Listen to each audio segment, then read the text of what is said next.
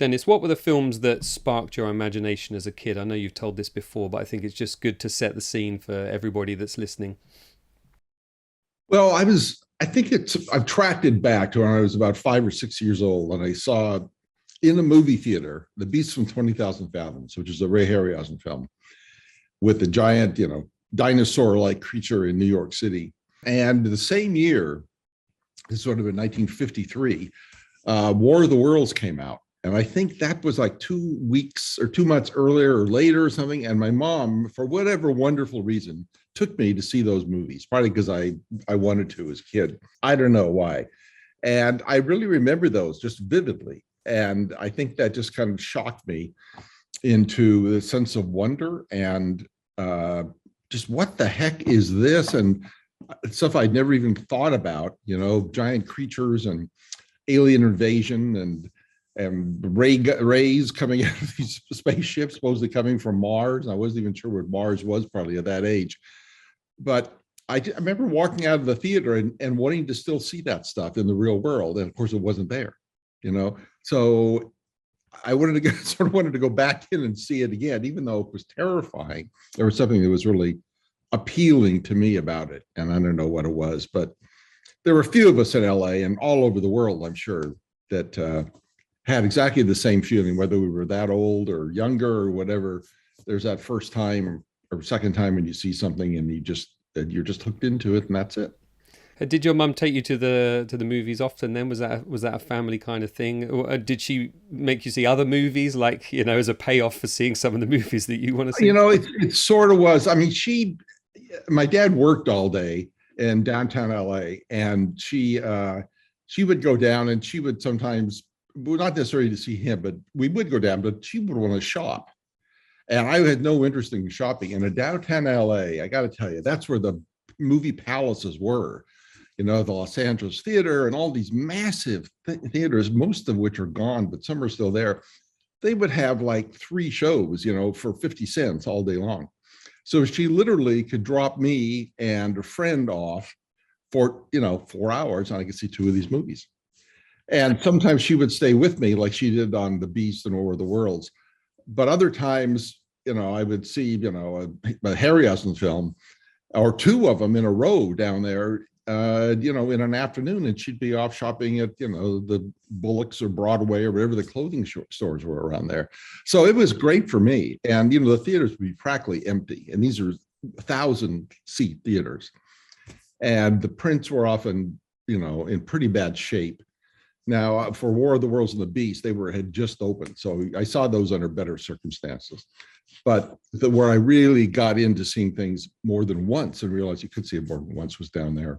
When was the moment you decided to kind of, right, I'm going to find out how this was done. I'm going to experiment myself. I think any of us who've recently watched Light and Magic saw some of that wonderful old 8mm and Super 8 footage of yours, of your early kind of attempts at matching your screen heroes.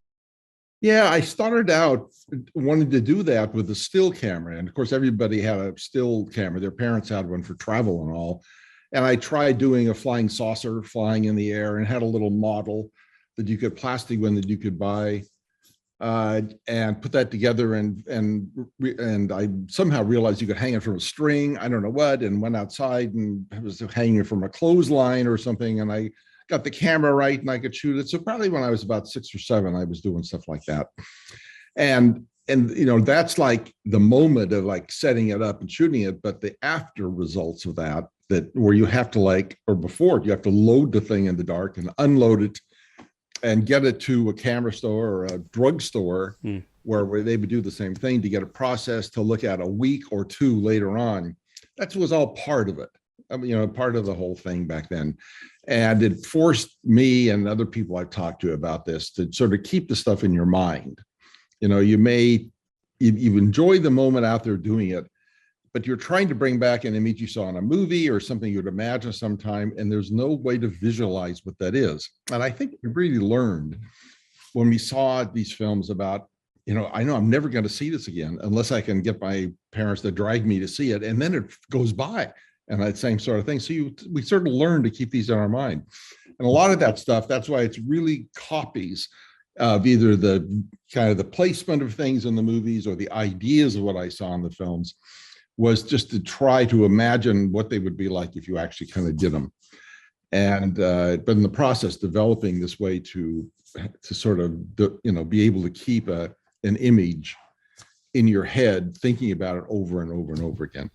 Yeah, interesting that kids today probably wouldn't be so adept at doing that, what with the amount of stimulation they have. Well, they don't have to anyway. Any scene you saw or anything in a movie, you could probably go ahead and find it online or something and grab the whole clip and look at it forward and Yeah. backward and up and color and change it and But I wonder what re-edit it. holding that image in your mind actually does to your kind of creative mind. I think it made a huge difference. And I think that doesn't mean for the better, but at the time, we all had that. I mean, the directors I've worked with that are around my age, they can do it. The cameramen I've worked with, they can do it. I can be right here and say, well, look, if we put a 50 millimeter lens over there and we shoot at like f 4.5 and your focus is 8 feet away, which is about where the actor should be for your shot you want to do, it should look pretty good. And we all knew that after 10 years or whatever it is of doing this. So you don't have to like set it up because you already know. You talk to anybody, reading any of the Hitchcock books, he already knew all that stuff. And that's Hitchcock. It wasn't even the cameraman, but you kind of know it, and is it necessary now? I don't know, because I've had that discussion with people before, and it may not be anymore. Why, when you can go and you can grab frames and show the director, here's what I had in mind exactly, as opposed to trying to describe it and draw it or set it up and show it to him or something. But maybe that's one of the reasons that a lot of stuff looks like it's copies, because we literally can copy it.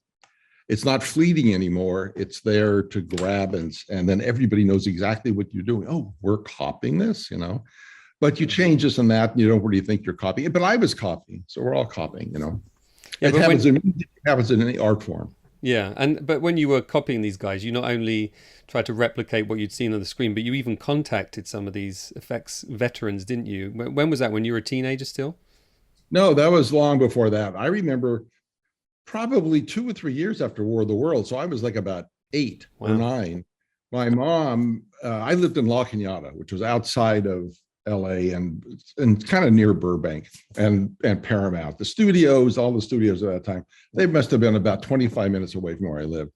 And a lot of the families in the 30s and 40s, the film people had moved up to La Cañada, which is like a suburb, it's a middle-class suburb up nearby. You could drive down a couple of roads and get to Disney or to Paramount or RKO or anything and work there. But all the women belonged to these social clubs. So my mom knew a lot of the people. She knew, I don't know if you know Card Walker and Ollie Johnson and Frank Thomas, the Disney folks, and that she knew the wives and the social side. And they would talk about how, our husbands aren't paid enough, and by the way, we have to make all these scrapbooks because we're going to be selling these at the raffle coming up next Saturday, for the Tuesday afternoon club, dance that's coming up for the cotillion girls. They're going to be graduating junior high school. It was all together. It's all a regular part of life. And I didn't ever relate that those images on the movies that I was seeing was from the right people. But she said, I know this guy, the wife of, I think his name was Edward Froelich or something like that. And he worked on War of the Worlds. So, and I was number, call him up. So I put this off for weeks and weeks. And this is like 6 or 7 years old, calling him up. And there he was, there's the voice. And he was an electrician, which means he was one of many, many people that were making sure people didn't get killed and the lights were on, but I didn't know any of that stuff.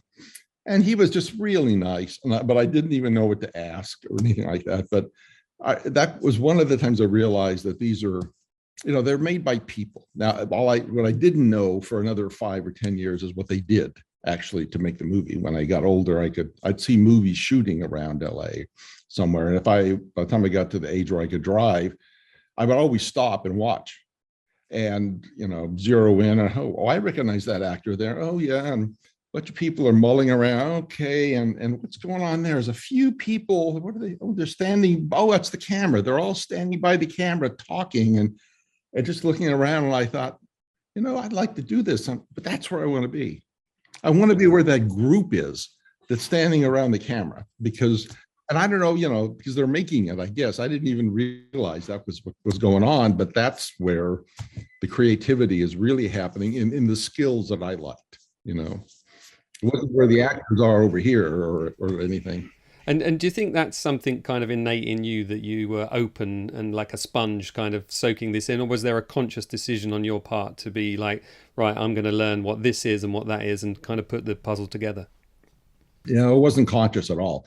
It was later on when I had to actually try to get a job, it became, because there was no way to get into the business because I wasn't in the union, and I would be like, 18 or 20 or 22 years old, and it's a dead end. There was no way to get into it.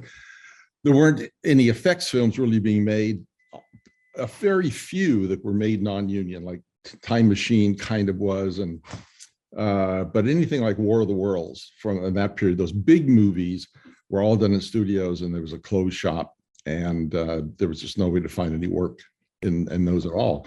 So then I really started getting more serious. Well, how do I get into it? And I have to, you need to join a union. Well, what's a union? Well, this is where we try to keep all the people working. So we don't want people just coming in and lowering their price and getting a job and throwing somebody out of work, which makes total sense. But there was no entryway to it in those days because the effects industry was not growing. There was hardly any industry at all.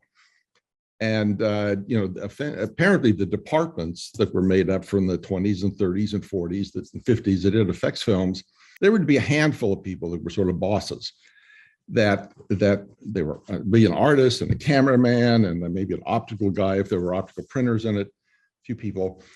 And they would then bring in from the regular departments, like the construction department, they would make the models. And the plasters would sculpt the models. And other people that were needed would be brought in from the regular crews that worked on all the other films. So there wasn't a staff except for this handful of people at each of those studios. So whenever you see those big MGM movies or Paramount or anything, there's really, if you see one name, well, there's probably was about 6 or 8 main people that were employed all the time, and the rest were a few that were there a lot, but mainly brought together a lot to make the equipment, to make the models, to build the sets, to set the lighting up on it and everything, and all that sort of stuff. So it was a dead end, and there were a few effects houses in the 50s and 60s that did like effects for small little bits that the studios wouldn't do. And one of them was Cascade of California that did commercials. And there was also Film Effects of Hollywood that was run by Lynn Dunn, who had worked on King Kong, and Joe Young and a bunch of stuff. These guys had gotten out of like the studios but kept a small group together to do the shots the studios couldn't do. They were just too small, or titles or something like that. So anyway, I got to know Phil, very luckily, who ran the department, Phil Kellison, who happened to move in up the street from me. And through a series of crazy circumstances, I met him, and I was probably, I don't know what I was, 12 or something like that. And he had actually worked on this movie, the Giant Behemoth, that I had seen in the theater that Willis O'Brien had animated and did the effects for. That's the guy who did King Kong, and I kind of recognize his stuff. And Phil even had one of the models that was used in the Behemoth of the giant head of the Behemoth that sort of comes out of the water. And he had the puppet of the Behemoth, which I now have behind me, which he gave me. And it was just, a crazy set of circumstances. And he was running the company that did these commercials, and they were well-known ones, Pillsbury Doughboy and Alka-Seltzer and paper towels and all that stuff. They still do them, but they don't do them with effects. They did back then a little bit with effects. Now everything's effects, So eventually he gave me a chance to work there. And that's where I got to know Jim Danforth and Dave Allen and Tom Sherman and Ken Ralston and Phil. All of us kind of found ourselves at that place. And it was all, and we learned all from Phil, who was a cameraman, but he ran the whole place. So he would assign the different 8 of us to different areas to do, someone would do stop motion, this person would light here, and this person could light it and also do stop motion, and that person could do paintings or something like that. And Cascade was running for like 10 years or more. It's a, really successful there. And I was on in there and out over that period. I wasn't there full time, except for right near the end of it. But we learned everything. But what we learned was the old school of filmmaking, which was literally back from The Lost World and King Kong. There was no money to build anything. There was no need to even think about how you would improve this process, because you had everything you needed. You had your cameras, you already had your lights that were all there that had been designed 40 years before. And you knew about stop motion to move things, and you knew about how to make wires look invisible, and you knew about how to light. Like I always thought about Phil, he could take a dirty old quarter and light it to look like it was a piece of gold, through photography. And we learned all these different things like that, but all old school. And we were really stuck in our ways. And then out comes something like 2001. They're saying, what the hell is this? And I was probably 22 or so, 23 when I saw that. And I didn't know what I was seeing. But a lot of my gang thought, well, that's just weird, and some of us didn't. And I was one of those ones that said, well, it was weird, but I don't care. That was the story. That was the story he was telling, was something like that. But look at this reality of the thing. Mm-hmm. So I got interested in that, and still didn't know anything about kind of how it was being done. But I met Doug Trumbull, who was back from there a couple of times, and Doug was a regular person, and stuff like that. And I knew somebody who'd kind of known Doug, and he was a few years older than me, but he was an artist and happened to get onto this project over there. And a lot of that technology came from England. I mean, it's not talked about much, but I don't know if it was Wally Deaver or Tom Howard, or those guys had assembled these like ways of doing stuff with more precision and repeatability for a lot of the British TV shows. I guess mainly that Space 1991 or whatever it is. 1999, yeah. 99, right. And there are a few other stuff. So that most of that, from what I know, hadn't come to LA yet, because we had a whole town had their own way of making films. But it was changing in the early 70s, when Francis and George came in, and Rebels filmmakers were making their own kind of stuff. Well, it also happened with CG, I'm not CG, this is a way with technology. And there were people open to it. And for me, I'm rambling on here, but John Dykstra was the big guy that really did it for Star Wars, saying he could put together something that he kind of had picked up from Silent Running, working with John, and he had done some research here in California at UC Berkeley for a little tiny camera on the end of a long snorkel lens for previewing architectural model, like driving through a city, what it would look like if you were on the street, looking in a car looking at it. So he made this whole robotic camera thing. That is what the Dijkstraflex was. The next step, he was right before that. He just pushed to do this. That happened because you had a director like George who said, no, I don't want to do it that way. I've seen this movie and it looks fake, and I've seen that and it looks fake. And for a director, it's a dogfight sequence that we're shooting with spaceships. If I was a cameraman, I want to be able to look around just like those guys did in, World War II. They're flying in their airplanes and they're sticking their head out of the window and they're trying not to get killed. And they've got their 16 millimeter Bell and Howell camera, and they're trying to follow the airplane as it goes by to see if the bullet is fire that their plane is going to shoot is going to knock it down. They can see maybe some reason like that. Interestingly, I work in motorsport television, and our cameras have got so good, our camera operators have got so good over the years at following a car that it stops looking fast. So they're actually told now to loosen the head on the camera to make it kind of look like we're trying to catch up with it, and give it a whip pan, whereas before you probably could have achieved a smooth pan. So people are still striving to create that sort of kinetic, look to a film and that energy, bring that energy to it. Yeah, that's really interesting. There's amazing stuff going on with technology now to be able to lock those images. It's just fabulous, and it's going on in sports events. And so. Yeah, it's getting crazy. But going back then, what Dykstra brought was this kind of elegance in a way that allowed you to be able to repeat these camera moves and to stack multiple images upon each other. So while at once you're kind of using the precision of a computer, you're still striving for the kind of handheld look that you just described? How do those two things kind of meet? You know, it's really interesting looking back on my stuff, and you look at any of that stuff that's on, Light and Magic or anything, or there, that's a fraction of my home movies. But I'm always putting in a moving camera. Hmm.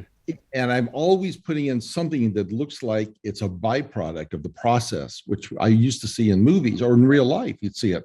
So that is always something that's been in me, to help make it look more real and to feel more like a documentary, but to be your audience. Like, I'm trying to see this at this danger zone. I'm not just going to put a camera there and show it. Because I used to see that all the time in films, and it would just be a tip off. Oh, the camera's not moving anymore. Something's going to happen. Boom, it does. The creature walks in. Mm-hmm. Come on, And George wanted to be able to move the camera around to follow these things. Well, that meant that, hey, I can add some of my sort of feel to it, like you talked about, like, the ship comes in the shot quick, and you start panning, but you're late, and then you have to catch up with it. Right. Mm-hmm. That's exactly what it would have been. And he was fine with it. George just thought, boy, that adds a little something extra to it. It wasn't the conception of it, because the whole thing was made just to be able to do the pans, but that's what, a cameraman or somebody can add to this. Once you get a technology there, that technology may have been made for one thing, but we're curious species, people are.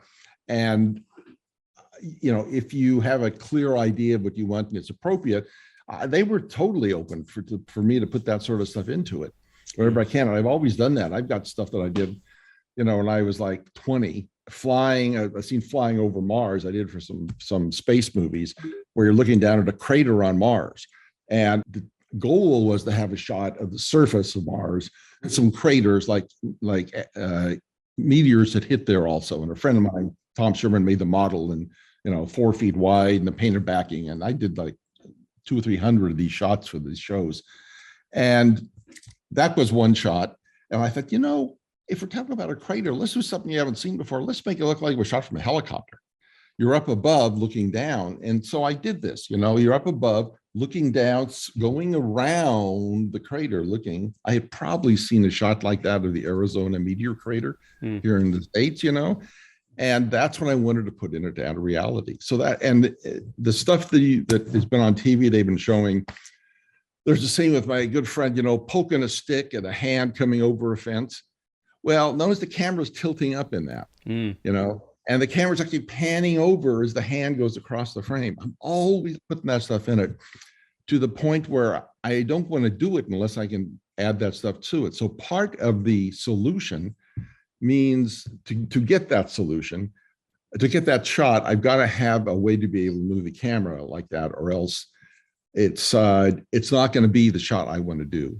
So, once this motion control stuff came in, and it just like opened up for me, oh my God, you can do anything now as far as the camera moves, at least, which I really just love the camera stuff. So I heard Phil Tippett talking about how, I think it was something you did for Tom Spina or something like that, where you were there for a short while for the call and then you had to leave. And Phil talked afterwards when you were gone, and he was kind of saying about, Phil was saying about how the kind of process of filmmaking back then, doing effects back then, you'd shoot something, you'd send it to the lab, you'd get it back. It was almost as if, if you were learning the piano in that way, it'd be you pressing the keys with no sound, and then like a few days later hearing the sound back, which is a great example. Just kind of boggles the mind, really. It does. Well, it's not quite as bad. Who was it? Beethoven that was deaf, by the end. But you didn't have to. I'm sure for any of those guys, probably they didn't even need the sound when they were young. Once they got it, they're past that. They're all there, and they're not really hearing; they're feeling.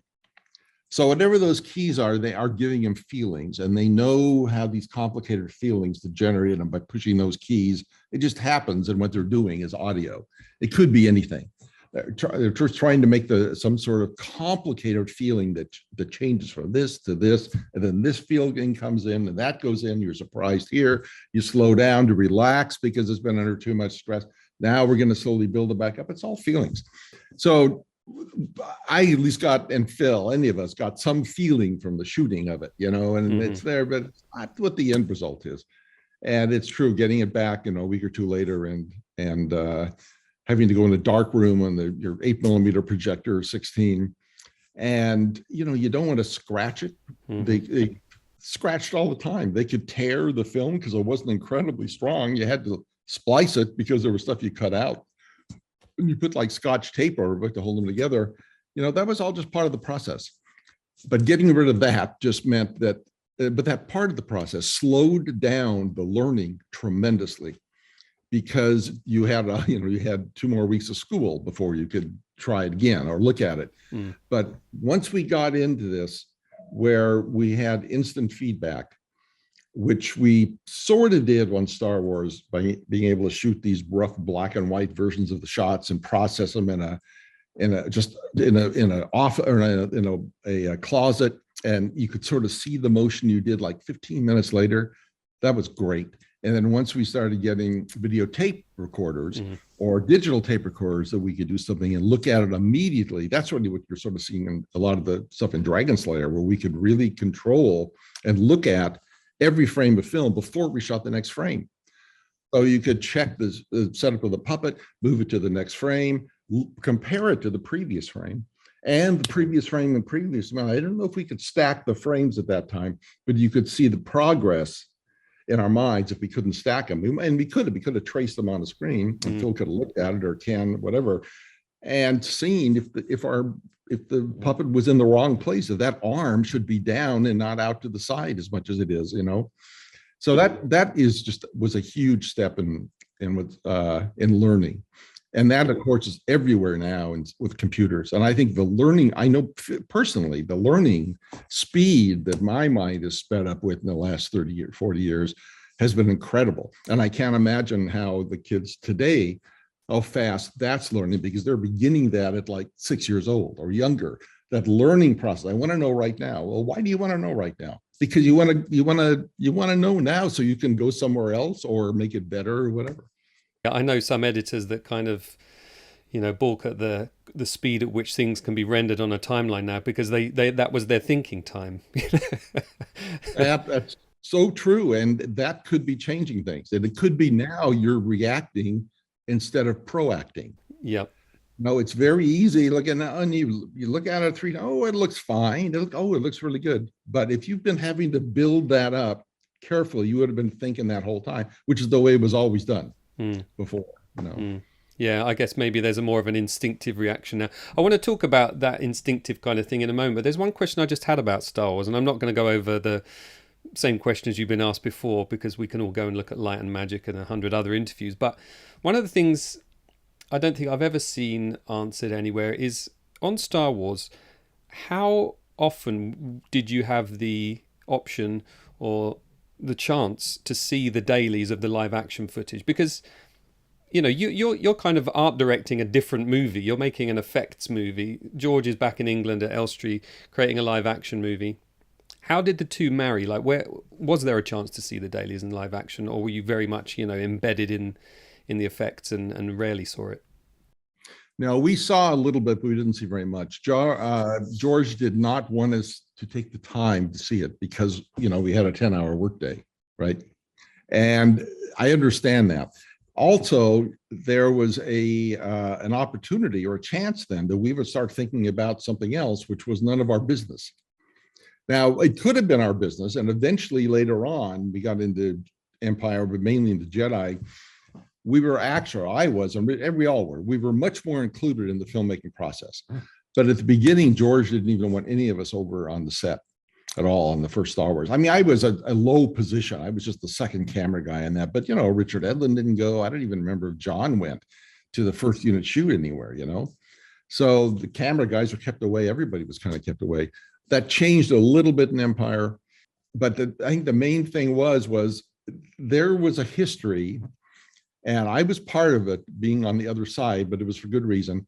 You bring a camera guy who's got this technology background onto a live action set where they've got a schedule they've got to make, and they've got to get their shot for an effect.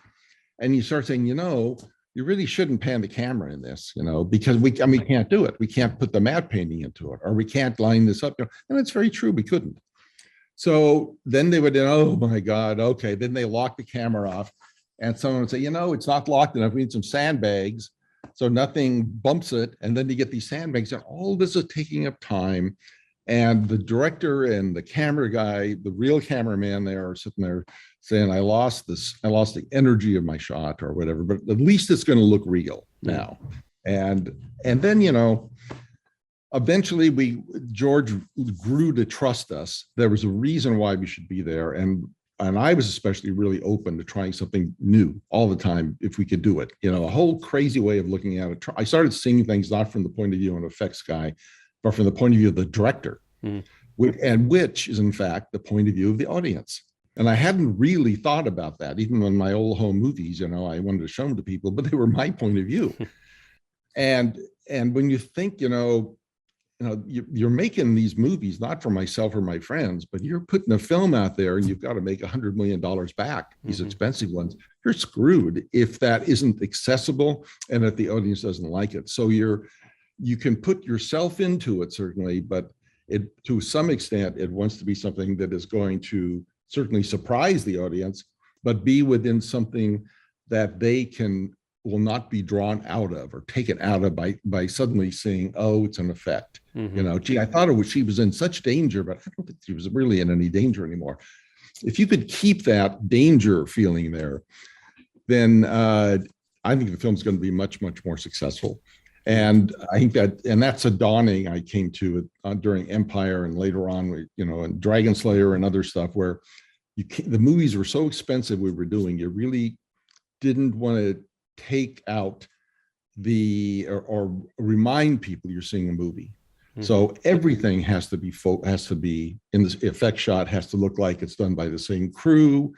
It's in the same mood as the way the actors are shot. The lighting is the same as when the actors are shot, the fluidity of the camera, the open vision, if it's all like lock-offs, like something like a Godfather, or if it's moving around a lot, like a lot of other shows were done, that should carry into the effects work also. That's the mood that they're making for the audience. Yeah, I think, I always remember seeing some of those early Harryhausen movies on TV here. They would show them like on a Saturday or Sunday afternoon here, and I would be kind of terrified by them because you're right, that marrying of different techniques to make sure there's like a seamlessness to it, like where a spear would leave an actor's hand but go into a stop motion animation beast, or an axe would be left in a like Medusa's chest or whatever it is. You suddenly, as a kid, you suddenly think, hang on a minute, there's something real about this. There's a continuousness about it. I think that's really important. One of the other things I was going to ask you about was, there's that now famous photo of all you guys and girls sat in the screening room during Star Wars. I'm wondering, like, I've taken a guess over the years, I'm wondering if that was you guys all laughing and smiling at the reshoots of the Cantina sequence. I mean, I'm not asking you to. Yeah. Is it possible that's the case? I've got no idea. I don't know. There was just fun. There was terror, and there was also fun during that time. And there would be, sometimes shots would come on that would just be ridiculous and didn't work at all. But, we would do a number of takes, even when we're doing stuff that still is like high speed. Not everything is these precise motion control motor stuff. There'd be stuff that there was still a chance of something going wrong. It'd be really funny. The Cantina shots, they were so fun because they would just go on and on. And, George like 2 minutes of John Berg in this thing and say, okay, now pick this up and, and now try drinking it. And of course he couldn't drink it, but he had to pretend to. And then, and Rick was funny thing. Rick, George wanted anything. And Rick said, I got a dragon hit or a demon hit, with horns and stuff like that. Is that appropriate? It's space movie. Sure, George said, bring it in. And it's in the film. Yeah. So it's like a half werewolf or devil sort of thing that wasn't made for the movie. And that could have been, I like to think that was what we were laughing at, because we all knew. And, I tell you, George would be the first guy in there laughing at it also, but he would also be saying, that'll work because who knows what's on this other world. Sure. It's something you haven't seen. It's not those same 8 creatures over and over again. Yeah. One of those shots that has always kind of blown me away that you did, Dennis, is that, one of the opening shots of The Empire Strikes Back when you have the Tauntaun running across the snow plane there. And you talk in Light and Magic about sort of George challenging you with this, just think about it, and you're saying, well, it can't be done, but okay, I'll think about it. And within 15 minutes, you kind of figured it out on this kind of almost instinctive level, where you didn't even realize you'd figured it out, but you were just kind of open enough to let the solution kind of present itself. I still am a little unsure about how that shot was achieved. I mean, there's that diagram in Light and Magic. So there's the Westcam like heli footage of Finzer, right? And then there's a Tauntaun that you can animate stop motion. And that's just full in frames. Yes. It's just running in place, right? So it's running in place, and you've plotted every single movement of that Westcam. Is that what you've done? Yeah. And match that on motion control. And what you're looking at is the frame of film of the Tauntaun playing back that program that we plotted. Mm-hmm. So it's like this big in the frame at the beginning, when you do it, like that big. And then the camera moves into the actual frame of film, because that's the best quality. I didn't want to project it or anything. I said, let's just photograph that film and move it in until it's like that big in frame. So it's a way of plotting the motion. It's so essentially, I thought of a way to say it easier, but we turned an animation stand into an optical printer. Right. Yeah. And you're photographing that film and you're repositioning it every frame. Now it's very similar to what was done in cartoons with Tom and Jerry stuff and Gene Kelly, and something where you see a little character dancing with Gene Kelly, and it's a cartoon character. Well, if you look at that, the camera's always moving around, because that's what the director said, and Gene Kelly, I'm doing it that way. You guys figure out how to do it. But they had to plot the animation so it lined up so the character always looked like he was standing next to him and on the ground and getting bigger and closer if he's running forward or back. So it's the same kind of idea as that. And they probably would have done those actually on animation stands also, but instead of photographing a piece of film, they were drawing how big the character should be and where it should be. And then the animator would go in and draw the character and paint the cells to be kind of either in that position, or they would position it later on when they shot the cells, and then do it as a map, front light, back light. And I did mine front light, backlight also. So when we shot the Tauntaun, we do three frames. We had one frame of the Taun against black where it was lit up. Another frame, we turned the lights off and had a white card behind it, which, right away shot that. So we had our silhouette map. And then I had another little white table that plopped up underneath it. That was the shadow, because that shadow was critical to make it look like it's the ground. I didn't want it to look animated or any weird artifact like that. So. Yeah, it's interesting that the mention of the shadow there, because it's little tricks like that kind of fool our perception, I guess, and make us buy a shot without even thinking about it. We buy it, we're into it.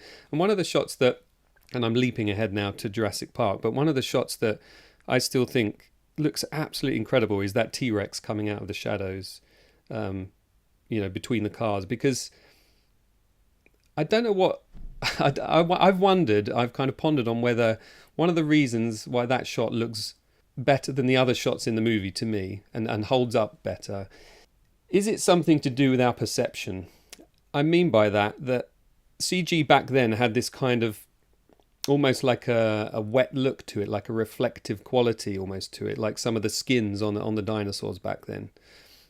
I'm wondering whether our eyes and our minds buy that shot because it's raining and because it's dark, and I don't know. I've not really put it under the microscope. I don't know if there is CGI rain bouncing off the skin of the T-Rex there, but in my mind there definitely is, and I don't know whether it's because of that the look that CGI had then that makes me buy that or not. Do you have any thoughts on that? I can't say a word. It's all a secret. Oh, no, it's a good point. I know we were going to try some sort of little speckle or something on the skin. I don't know if it ever worked out or if it's in that shot. Yeah. Or if we needed it. We may have got it all together and we said we don't need it. But I don't think we weren't trying. I don't think anything like running water or anything like that. And the comper was Joe Letteri on that when he was at ILM. So, you got a great eye looking at it. And the original thing when I shot the plates was I shot it all clear with no smoke. And then we shot 4 more without moving the camera with various levels of lights on and rain. And then, Stephen gave me another 10 minutes to do that. So I had these layers of rain and haze against, and everything else would be black for those various layers. And it wasn't like, I was being real picky. I just needed something that I knew I could pull parts from and we could do it in the comping. Mm-hmm. And as we started comping that shot, this is the reason I think it really works too, is that I have a thing I've always done, and I started sort of in Dragon Slayer that I call peekaboo. And there's a shot in that when the dragon is coming through the tunnel and you can hardly see it, and then it gets lighter and you can start to see it and it comes out of the fog. And this is the same. This was an opportunity for that. That wasn't anything that we had talked about with Stephen, saying we want it all kind of hidden and you'll start seeing it, because this is an action scene, right? You want to get into it. But as we started comping it, and it got better and better, the harder it was to see it at the beginning, it just looked scarier because it's not all there. And whether it's the little rain you're seeing or not, I think that helps probably if it is there, but there's always rain falling over it and behind it. But there's also this peekaboo, and that comes with how much flash, how much brightness you add to the blackest part of that character. And by the time we got to that show, we were rendering in 3D space, so we could actually render the tail a lot denser and hazier and practically white. And we got up to the snout of the T-Rex, it could be black, like it's in smoke. That was all it could be done to the rendering and using the Z level on it and assigning numbers to each one of those. So we rendered it that way, and fiddling with the comping, just came up with this better and scarier shot that evolves. And I just love evolving shots. And always have since I was a kid, because they're more real. Like you're out there looking at it. I don't want to know what's going to happen. I just want to be entertained, right? So if this thing is coming out, then that's better than just, oh, there it is. Yeah. So I think that's what it was. I think your mind then fills in the rest. Yes. Yeah. And maybe that's what it was. And if you ever talked to Joe, ask him if we had water running down the skin, but I don't know if we did in that shot or not. Yeah. We did try it. Did try it. No, it's interesting though you say about the evolution of that shot and bringing up that Dragon Slayer shot, because that's another one that you instantly buy that dragon. It's real, and I'm seeing it for the first time here, and it's all its glory. And you think about the Tauntaun shot that I just mentioned, that again has an evolution to it. You start up here and you end up coming in, and then we cut to the tight shot.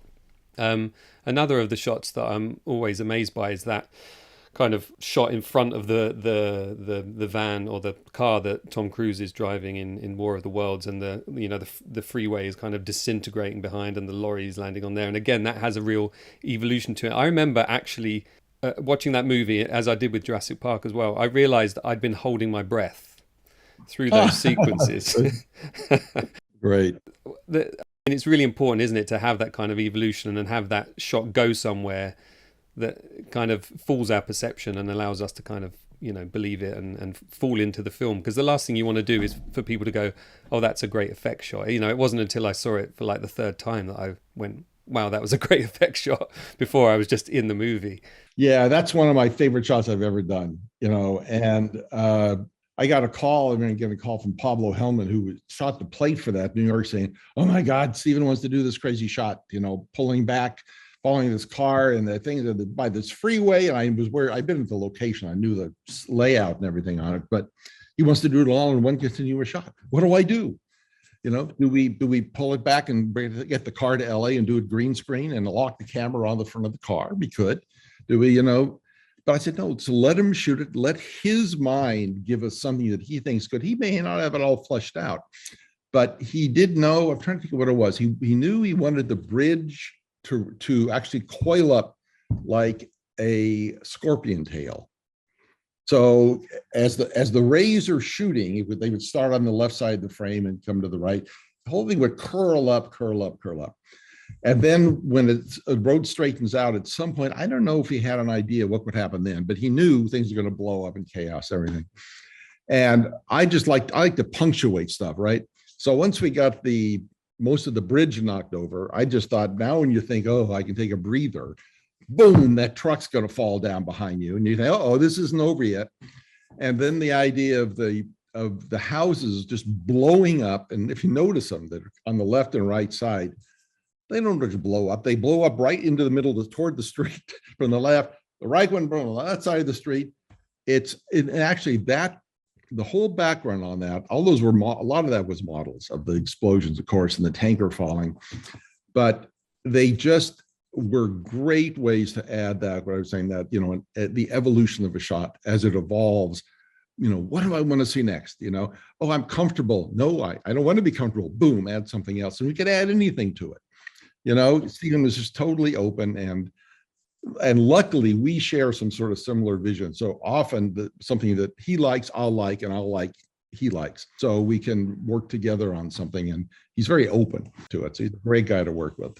You know, all these top directors are visual people. Yes. And I get along with them, or else I wouldn't continue working with them. You know, there's got to be something where we have a same sort of story sense, or image sense, or whatever it is, or mystery sense. I did talk Stephen out, though, of the bridge coiling up like a scorpion tail. And we tried some versions of that. And, you know, it's a concrete bridge, right? And it's got big old beams in it. Maybe I'm being too logical, but big metal beams in it. I didn't think I could ever get it in CG to look anything other than like it was made of, I don't know what, something plasticky or clay or something, but not like that. So I said, well, what if we break it where the real breaks are, which is over the pylons? That's where the real metal comes together, and, you know, they have to, you know, weld it and everything. And we'd had the earthquake here in San Francisco, and I'd gone down and actually visited the Bray Bridge that broke away in parts to see it. And so I knew how these things were made. Now you can every time you see something like that, you look at it and say, well, of course, you know, but you never thought before that actually how it was made. And I think that helped the shot. I don't know, doing it. But I like the idea of that scorpion tail, because he's trying to put something into it that's different. Yes. You know, that sort of thinking is really important. Imagine the saucers, the alien spaceships in Close Encounters of the Third Kind, if they had looked like round flying saucers that you've seen in every other movie. Just imagine with that. They'd all be up in the mountain looking at it at nighttime, looking out over the vast countryside. And here comes this round saucer coming in with maybe some lights on it, you know, and as opposed to it's all lights and it's a mystery, and their faces on them, you know. So I love that original kind of thinking that, you know, whenever that happens, it's great. Yeah, it's amazing to sort of marry those two things, isn't it? Because you've got those, you talk about Stephen and his scorpion tail idea with the freeway, and, you know, it's a stylistic thing. It's trying to add some extra element to it. Whereas, you know, quite a lot of the time effects have strive to reach a sort of photorealistic world. But a film like Close Encounters, I mean, I don't think that could be done better today, because it's part of that film. The look of those effects are what make, or one of the things that make that film a fantastic movie, because you buy it, but it's also stylistically beautiful, isn't it? And Doug Trumbull was, again, one of these visual masters that you talk of. What was it like working with Doug? Yeah, Doug was great. You know, those ideas, as far as I was know, they were Stephen's ideas. I don't know if you've seen his flying saucer film that he did in 16 millimeter, his Alien movie. I've not. I think it's on the documentary. It's a big doc that he did about 5 years ago, or someone did on him. And there's scenes from it, and there were just lights out over the desert. And I said, and there may be like faces. And I thought, oh my God, this was all Stephen from the beginning. So had these ideas. I think that's what was going on there. And I think there's times when either I or whoever, we ended up putting too much light on the mothership, because you can start seeing the structure, and maybe it's been printed up over the years, you know, on video. But I really liked it when they're mysteries like that, you know, and your mind has to fill it in. I've been talking to Joe Alves, the production designer on Close Encounters, who worked on Jaws. I'm making a documentary about him at the moment, you know, and he talks about coming up with that idea of the door opening in the ship in Close Encounters, and the little aliens coming out, just because he had a desk lamp stuck on his desk, and as he lifted it, the light kind of shone out in these beams, you know. And it's observing reality, isn't it, that leads you to these ideas quite often. And you're a big proponent of that, aren't you? You like to look at something in reality and observe reality to help you give you those ideas. Yeah, very much so, and not to copy it. I mean, you want to copy a reality because the movie wants to look real. But who's to say the Close Encounters saucers are not real?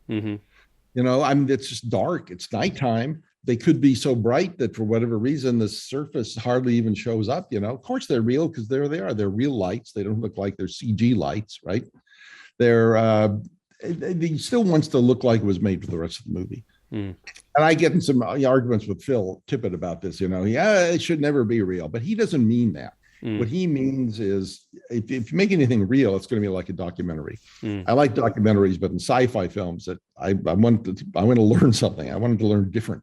I don't want it to just be like real, but it wants to look like it was, if it's supposed to exist on this planet, then you can cheat that. And like in Close Encounters, you don't have to see in every shot the surface of what those saucers are. And they're better if you don't. And who knows why they're doing faces, probably for communication.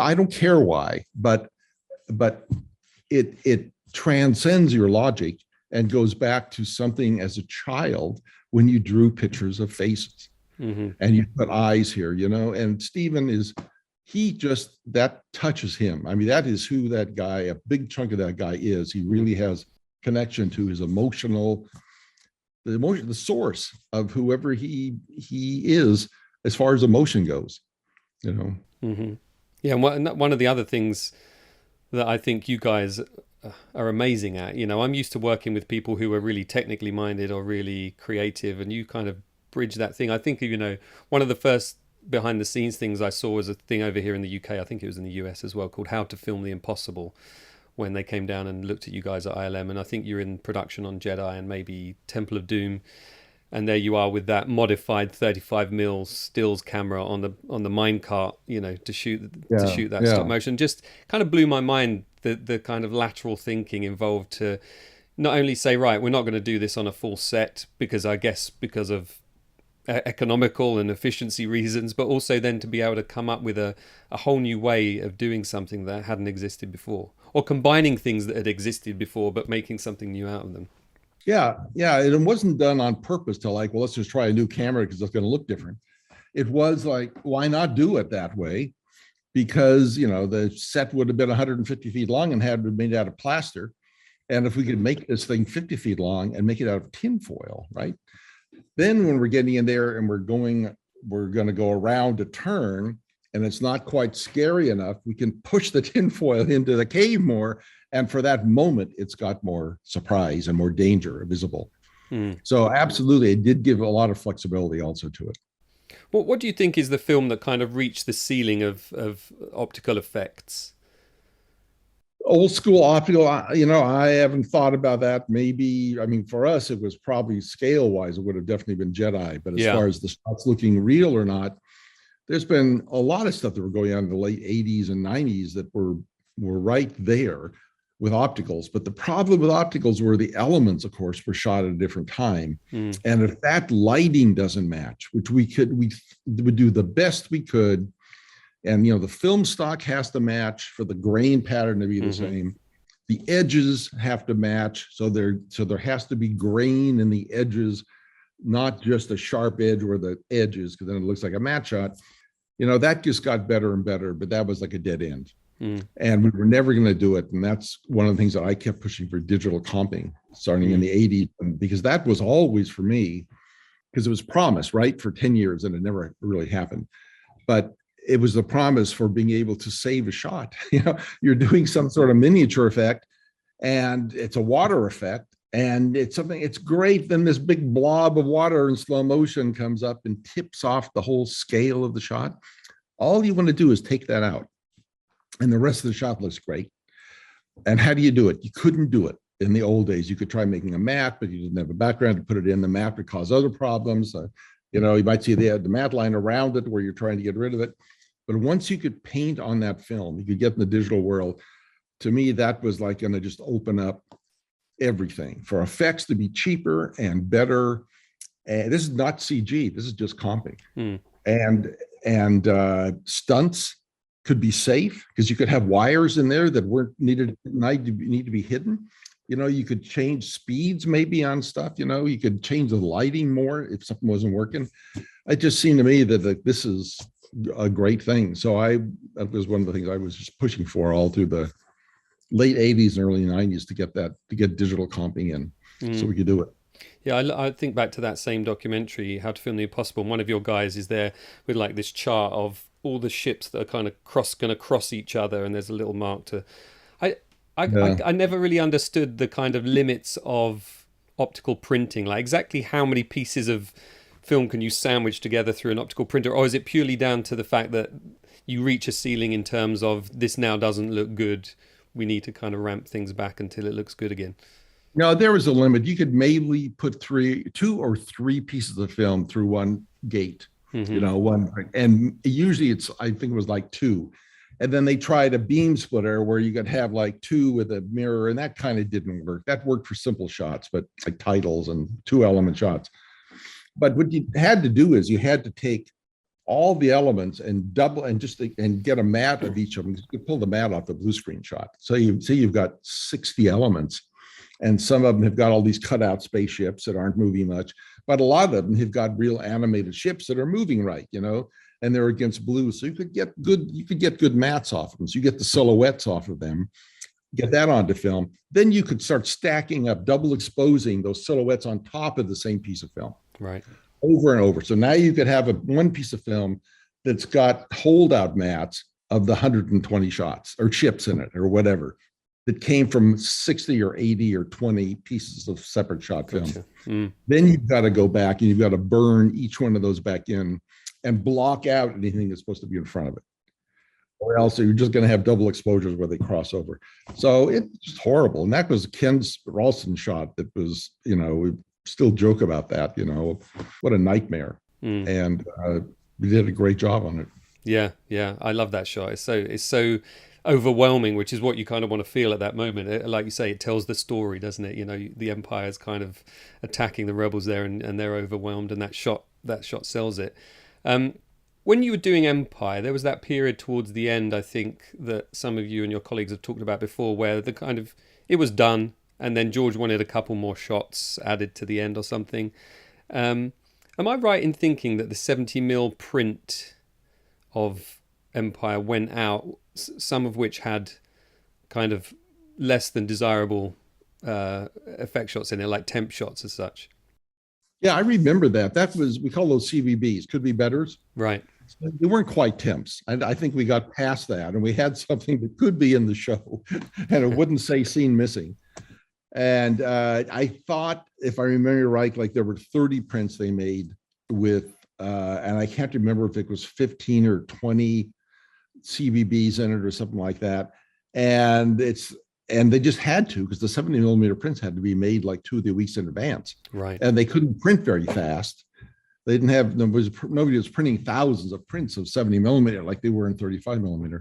So yeah, that's true. And I don't know whatever happened to those. I never heard about again. I remember they said, don't worry, we're going to send them to cities where, not New York and not LA or not Britain or any place where the critics are. It'll be somewhere and no one will even be caring. They could have easily been right. Nobody cared because it's a sci-fi movie anyway. And maybe we're being too picky on it. I can't remember the shots or not, but that's true. I'm sure they've all faded for now anyway. Yeah, I guess so. Yeah. Magenta and it's gone. Yeah, I would think so.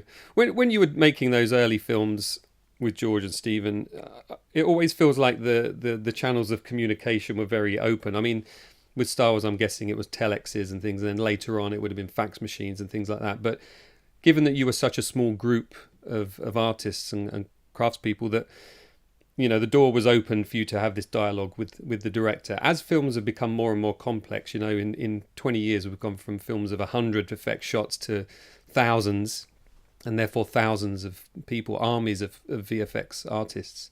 What kind of disadvantage does that bring with it when you're trying to wrangle all of these different people to create something, that's A, tells the story, B, looks cohesive, and C, satisfies the director? I can't answer that because I haven't ever worked on those films, and I don't know how I could. I had a limit, and my limit was about 300 or 400 shots. And if a show was coming in like Willow, where there's going to be about 700 or 800 shots, I'm not going to do this whole thing. I mean, I could do it. Sure, I mean, you can do it, but I'm going to lose control. So it's going to then become, these guys do the best they can, and we hope it comes in. But I know this there's going to be a mismatch over here because there's too many shots that have to cut together and speeds are going to be wrong or something. So whatever. So I would split them up. So we'd get 2 or 3 supervisors on it and we're each dealing with it. And now I don't know how these guys are doing it, but obviously they're doing it. And I don't know how I could add anything to those movies. You know, you really need, you know, that it's got to come from the director or the effects, somebody or other working with 5 storyboard artists and they're all doing their little sequences and everything. But it's different. It's got to be different. And I can't imagine what it's actually like. And I haven't taken the time to really talk to people because the generation now that I run into have never worked the way we used to work, where you actually could get in there. You know, you could get in right before you're going to shoot these elements and say, you know, I got a better idea here. Let me change this. And I know the film well enough to know that it'll be okay. And I know that George is going to like it, or Jim's going to like it, or whoever it is going to like it. And we make a little change and the shot would be better. And they'd look at it and say, yeah, oh, it's great. You improved, you know, terrific. Or, well, I don't care, but we'll make it work. Whereas I saw something, it's going to be better. I don't know how you can do that now because there's so many elements involved and so many different sets all over the place shooting at different times that it's another world. It's much more of I don't know, much more of a management thing. But I think if you've got people who can give a visual style to it, and there probably is something in a bigger emotional arc that a supervisor can add to it or somebody can, then that's good. But I'm in on the nitty gritty. Yeah, and it feels like you were there for the kind of sweet spot, you know, where you went through this kind of visceral, tangible, analog world through to the digital world and kind of got out before it just got too crazy. I mean, you're still like a consultant now. Yeah. A little bit. Yeah. How do you and did you go about creating your kind of creative health, you know, and allow you to sort of invite these ideas and things whilst being under the pressures of deadlines and also budgets and everything else like that? What did you do to try and maintain that? You know, the company has been very supportive of me. ILM always has been. So, you know, I've got my 2 sides. You got to have 2 sides. You got to have the side that's responsible to the deadline, you know, the money, the all that sort of the reality of it. It's going to get done on time. It's not going to break the bank. It can be done. It doesn't do any good to like be putting out ideas that are going to cost too much to do or actually aren't going to work. That happens. And I fortunately have not been involved in those. I might have been involved in some small ones that I've forgotten that, but I pretty much can see ahead far enough to see if something isn't going to work. And I think it through and I talk to people and I'll do tests to make sure that, yes, I think we can actually do this, but without committing unless I know it's going to be done. It's not a matter of, is this little bit going to work at this moment and this test proves it? Is it then going to be able to be replicated 85 times for the entire show or 400 times for the entire show with enough talent pool to deliver a movie at that date? That's what I'm really good at and try doing as much as I can to make sure that everything's going to be there. And I guess I can compartmentalize that. So then I go into the creative side, which is the kid side, and try to figure out what I like and what I think other people are going to like also. And I'm just open to ideas. And some of them are pretty goofy. I remember I had a couple of them on when Jim Cameron was talking about the Terminator 2. He'd say, okay, now this is going to happen, and this is going to happen, this is going to happen. And it's stuff I'd never even thought of before. And then I'd suggest an idea, and looking back, it was a terrible idea because I didn't understand the character or anything like that. And he'd be nice to say, well, maybe we can do that. Let's see. And of course, it's, an hour later or a day later, I'd say, what a horrible idea. We're never going to do that. But I'm open to it. And I've always been open to like looking at things and try to look open and doing things in different ways, which is completely opposite from when in the Cascade days when everything had to be technical. And I was not a very good stop motion animator because that wasn't I did it.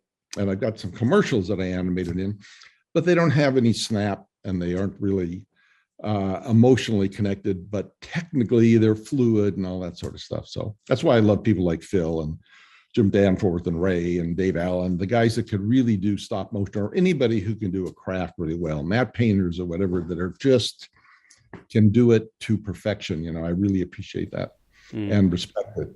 And what I want to do is have that work be presented in the movie as the best way it could possibly be. So everyone's work is presented as realistic as it can be, or maybe not realistic, but as powerful and emotional as it can be. So all the time I'm going back about feelings. What do I feel about this? And if I see something like, you know, in inner space, I've always hated Fantastic Voyage. Everybody loves the movie Fantastic Voyage. And I just thought, God, it looks like I'm at stage, you know, 38 on Pico Boulevard at 20th Century Fox, and I'm supposed to be inside of the body. You know, what the hell? And so here comes Joe Dante with this, you know, this going into body show, and it's a comedy. And I thought, what the heck do I fit? I mean, I'm not a comic guy, but I like Joe's work, and I hated Fantastic Voyage, just the way I think it ought to look. Wet, tight, inside, dark, you know, dangerous. But somehow maybe we don't want comedy in it, but we don't want it spectacle. Just spectacle. Occasionally there can be a spectacle, like when he comes upon the fetus, you know, in the film, something where it opens up and you get an emotional. But most of that wants to be something just yucky, you know, just like you cut yourself and you're bleeding, and get that off of me. I don't want that, you know. And then you earn that bit with the spectacle as well, don't you? You know, it builds up to that kind of moment. Yeah, and you find them in the film, but you don't make everything like this big. You don't work backwards. The way they used to always work was, it seems, from what I've been able to tell, and I think ILM was doing this at the beginning. Yeah, I'm sure I was involved too. Is you've got storyboards that are done by talented storyboard artists, but those guys may not even know the sequence, that what it's like. They don't know a visual style of the film. I mean, you know, in the Fox days or any of the major studio days, you didn't know what the whole movie was going to look like. You were designing these shots of inside the body, you know, for Fantastic Voyage. So someone said, I want this spectacle of inside the chamber of the heart. You know, I really want it. And you've got the director who doesn't really know about effects and has never thought about this stuff much before. And he's looking at these beautiful storyboards and concept art, and they're just, I'm sure they were spectacular. You know, we're inside the heart here, and look at this, and look at that. Oh, there's blood cells, and there's our little craft going. There's a Raquel Welch in there, kind of. I can kind of see her, whatever is going on. And you're looking, and it's like you can be seduced into that moment and think that's the right thing. But for me, not working my way up through studio departments, but starting from loving films, I see the film as a whole. And so I've always jumped to that. And anything that I can do to keep that emotional experience, you know, for 10 seconds or 20 seconds or an hour and a half is something I would do. And Inner Space was actually a perfect show to do that, you know. And we try to do it all the time. That's why, you know, we kept the T-Rex in the dark when it breaks out of the paddock or whatever you want to call it, the beginning. So there's still a moment of, wait, I think there's a T-Rex. I heard about a T-Rex here. I think it's there. Am I going to see it? And then when you see it, it's not just there. You know, get a reveal shot. So there's places to put those in as long as they kind of fit within the film. And when they fit within the film, then you're telling a story. You're not delivering shots. You're telling a whole story. And that comes back to probably to my early days when I made a little low budget movie when I was started when I was 18 and finished it a couple of years later, called Equinox. And it's actually on Criterion.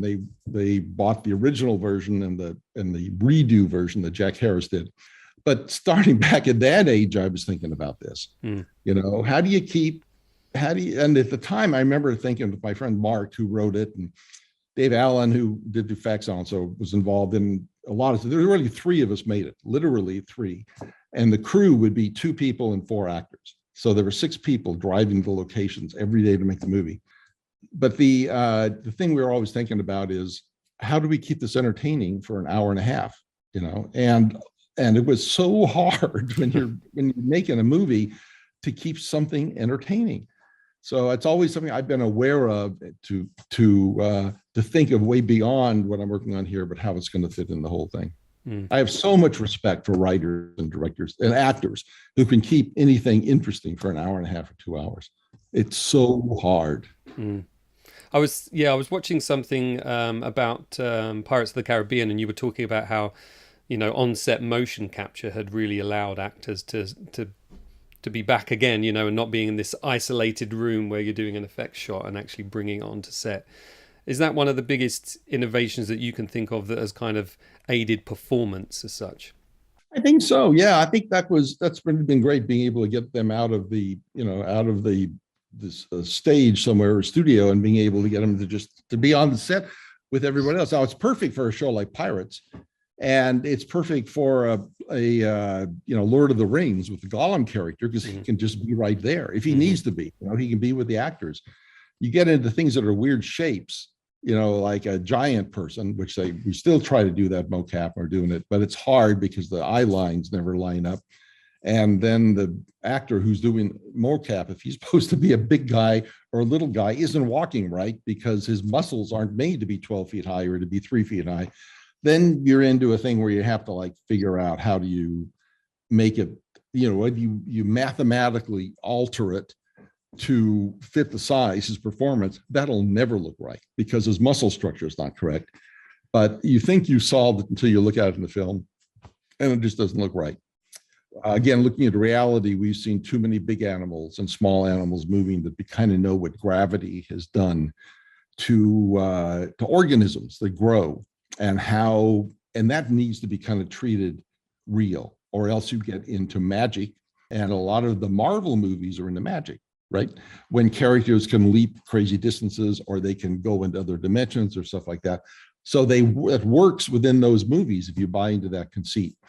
But the movies that are supposed to be straight, it can take you out of the movies if suddenly there's some sort of way that a character moves or looks or behaves or reacts or changes position or direction or location that isn't something within the rules. It can really pull you out of the film. Yeah, definitely. I was mentioning T2 a moment ago there. I always think about that being one of those films that maintains that because the technology seemed to be married with the concept of the film, because you've got this kind of semi-mechanical, semi-liquid character in the T1000. And that film, it really does stand the test of time. Like, I look back at that film, and I've watched so much behind the scenes material on that, from like Movie Magic, the TV show, to the Blu-ray and the DVD and everything else. So I know some of the work that went into it, but I still buy it as a terrifying character. What do you think it is about that film in particular, along with Jurassic Park, actually, as I mentioned earlier, that has stood the test of time? Is it that kind of sweet spot of technology and kind of imagination meeting in the middle? I think it's that probably for both those films. You've got the guy doing this incredible thing, like walking through the bars, like, oh my God, I've never seen this. Yeah. But he can't get his hand through because it's holding a gun. Great. No? Yeah. Great. And it's a reminder, and it means that it's all true and to itself. And he didn't have, not only that, you hear the gun hit with a big clank. It's not like he's just sneaking through. So, Jim just really thought that through, and we didn't have anything to do with that, with the creativity of that or the ideas for that. They have that all worked out when they came to ILM. We may have made little things here and there, but not much. But I think that was the technical, or that was the creative side of it that's all the way through it. I'm sure there's ways that I never thought about this. I'm sure there's ways you could tear that movie apart. Like, if he's fluid here, he could have gotten out of this situation if he'd gone fluid there. How come he didn't do that? Yeah, I'm sure. But that actually speaks to how good the movie is, because you don't question that. Yeah. Yeah, you don't question it, right? And I certainly don't want to now, because I love it the way it is, And maybe it's one of those things like, the ET or the saucers and Close Encounters have faces. Don't ask why. We just don't understand the technology. We don't understand what's going on. So for whatever reason, the T1000 couldn't do this or whatever. And as far as the technical side of T2, we were getting into CG. We could kind of do renderings, but what you're really seeing in most of that show is 2.5D. It's the background plates are shot with Robert Patrick going through his motions. That image, then we could get into the computer barely, but we got it in the computer, and we could wrap it around a CG shape that was sort of matched his head and all. So we were distorting the photography. So when you see him walking through the bars, you're not seeing an all CG Robert Patrick walking to the bars. You're seeing the image of him warped and twisted because it's stamped on with something we call make sticky. It made the image that we shot of Robert stick to the 3D shape, which we've been able to make by that time, and deform so it goes through the bars. And that's the evolutionary kind of stuff. You know, you look at stuff that's going on in Willow, we were doing it, but in a 2D way. We couldn't do 3D at that time. We didn't have a need for it, but we couldn't do it. The technology wasn't there at that time. The tools weren't there. The memory wasn't there. The scanners weren't there to be able to bring the images in very well. So I think T2 and Jurassic were to me, always T2 has been the breakthrough film, because there was so much that came together to make that work at all. And it's like, the CG was always kind of up to it, you know, in some ways, but it meant that when we did the CG work on Jurassic, the comping was perfect. I mean, I can imagine clearly what that had been looked like if we'd had to comp those optically. They wouldn't have fit in. They would have been close. They wouldn't have quite, because we could never see the CG dinosaur in over the background before we animated the shot or whatever we were going to do with it. In CG, you can see it comped all the time. So you can change this lighting here. You can change the lighting there for part of the shot because it looks better and like it fits in. And so we were actually lighting to a comp. And nowadays, and I don't know if this is still going on, but one of the efficiency things that people have come up with is don't do that anymore. Just have lots of lights from different places on the CG characters and give them to a comper, and the comper can pick the lights they want to comp it in. Well, that may work, but is it working all the time? Is that part of the reason why the character doesn't quite seem to fit into the background? Because there isn't any change probably going in any of those 12 lights that they gave the comp, or 3 lights they gave the comp, or whatever. You know, we didn't have that burden. We could light it to seeing the comp. And part of what helped also, or that forced it in on Jurassic and T2 and those shots around there for a while, we had no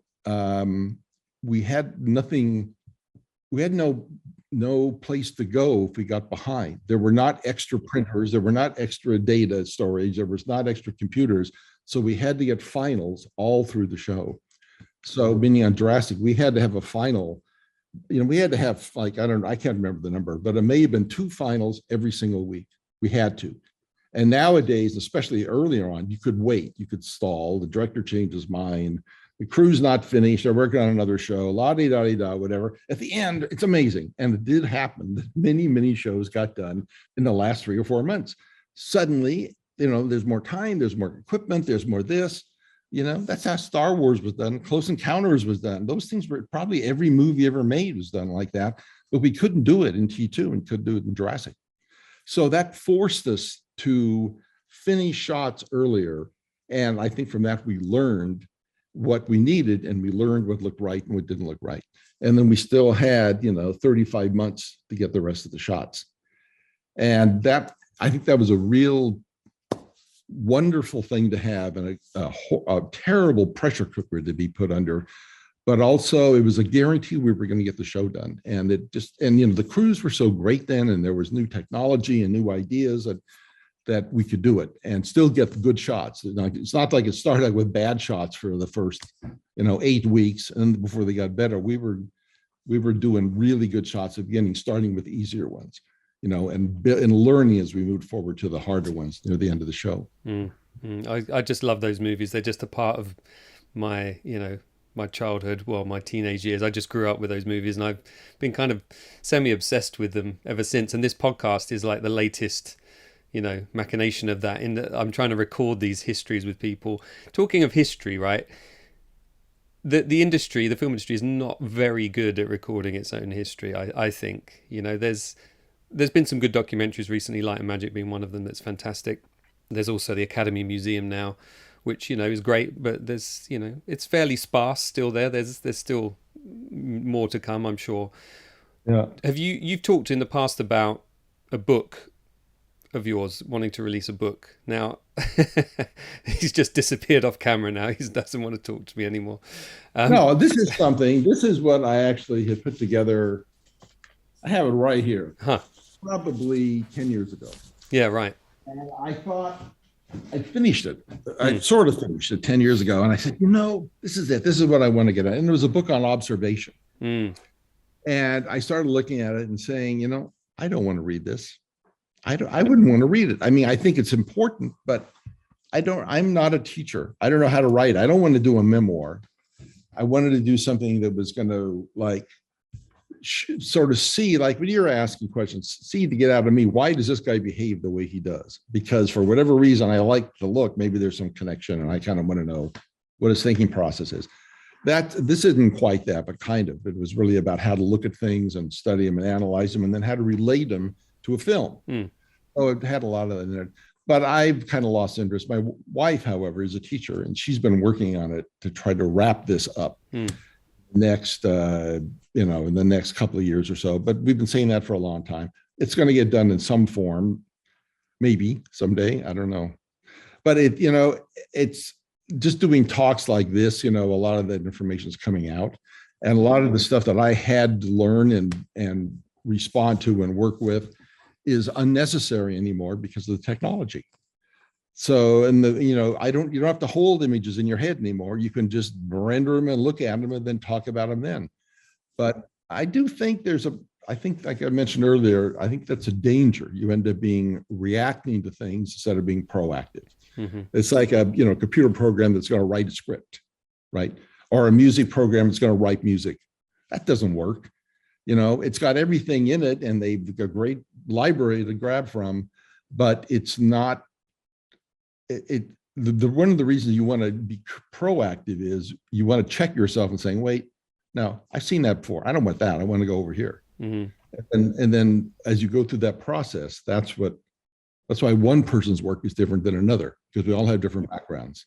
So we all take things in different directions to what we like. And so you get movies you like and movies someone else likes and doesn't like and whatever. So anyway, that book may be coming out in some form. I hope so. I hope so, because we can talk in an hour and a half that we've had here, and I'm sure we can go into a lot more depth. I'd love to talk to you for another 5 hours, Dennis. It's been fantastic. Great. Well, thanks for having me.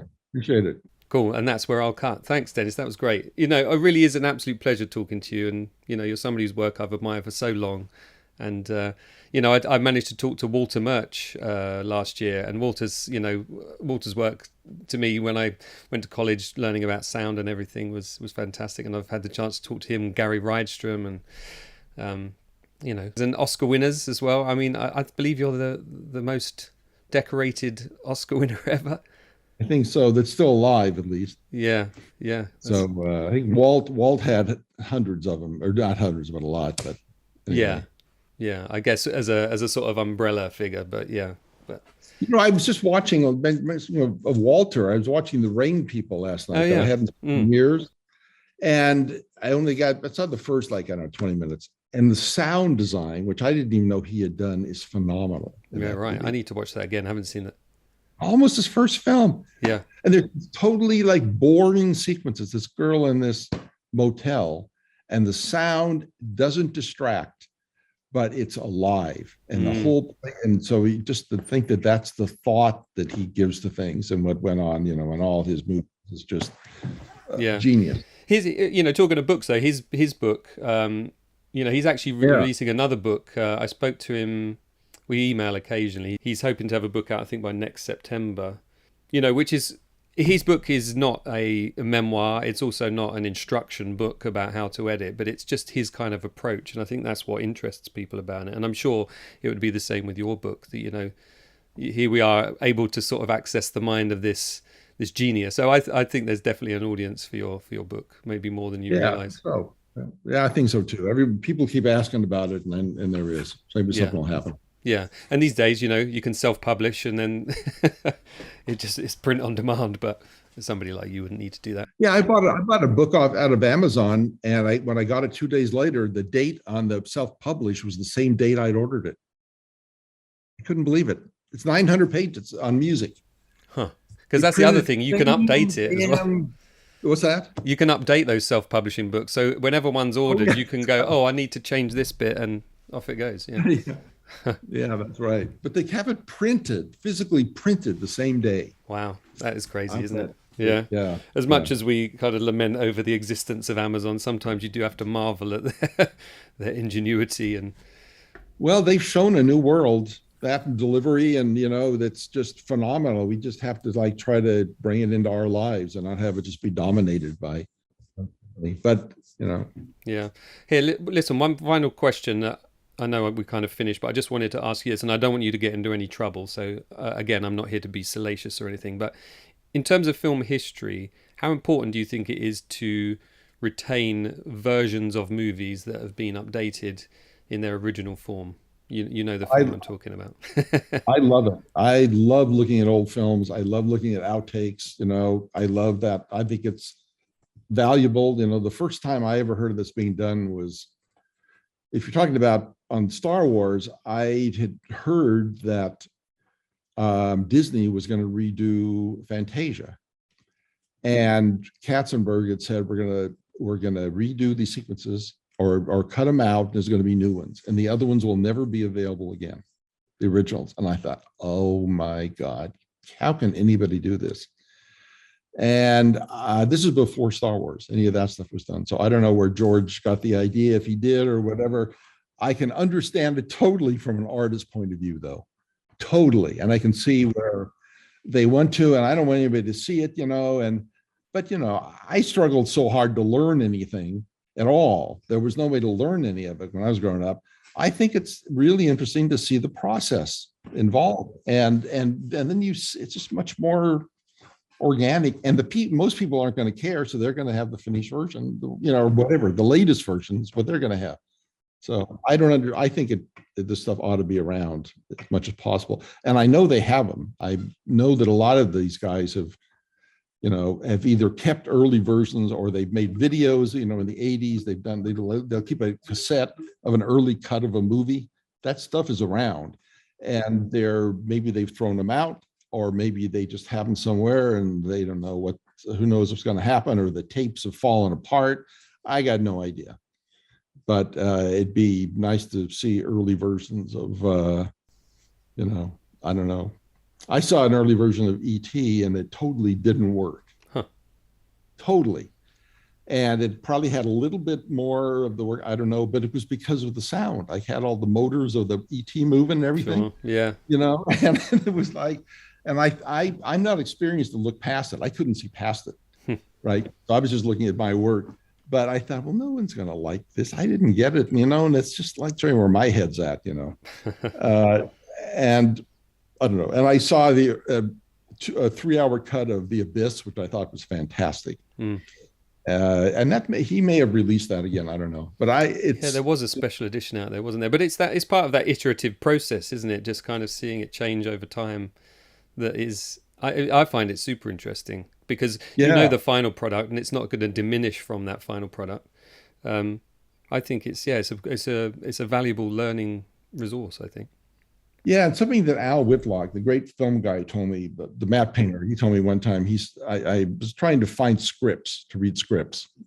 And I asked him if he ever had one. He said, look, I can give this to you, but you shouldn't read it because you're going to think that this is the way the movie is going to be made, but it isn't. These things are all processes. And I thought about that and didn't understand it 2 years later, right? And it's a process. You start out with the best you can, and it evolves and evolves and evolves. And some people go in thinking, oh no, what I did at the beginning is perfect. Most people can't do that. And when they do, it isn't perfect at all. It's just a mess because you can't keep all those thoughts in your head at the same time correctly. And the audiences change all the time too. And everything changes. So anyway, I think there's enough interested people around now that understand how films are made, that would all, like, you could do a whole series of classes on that, on the early version of this movie and what it was going to be like and why it wasn't working, and how we had to change the actor after 35 days. Mm-hmm. You probably know what I'm talking about, right? Yeah. Why we needed to change that? Eric Stoltz, yeah. Because it still could have been a really good movie, but it just wasn't what they had in mind, and it doesn't mean it's bad or anything like that. It's a process. But some people are going to feel hurt by it in a case like Eric and that, But you look at the footage and it's fine. Yeah. They're going for something else. And we can only imagine it the way we know it, right? So it's difficult for us to undo. But how wonderful to be able to see it differently too. Oh, it would be amazing. These guys, Eric's a great actor. There's great actors everywhere. There's always stuff that's going to go on, and you can just learn from it. And yeah, it's like the only way to put your head into an alternate, parallel universe, really. Watching that Eric Stoltz early stuff, it'd be tantalizing. Cool. Yeah. Listen, I've held you for an hour and 40 here. Thanks so much, Dennis. I really appreciate it. Sure. All right. Take care. Okay. All the best. Bye-bye.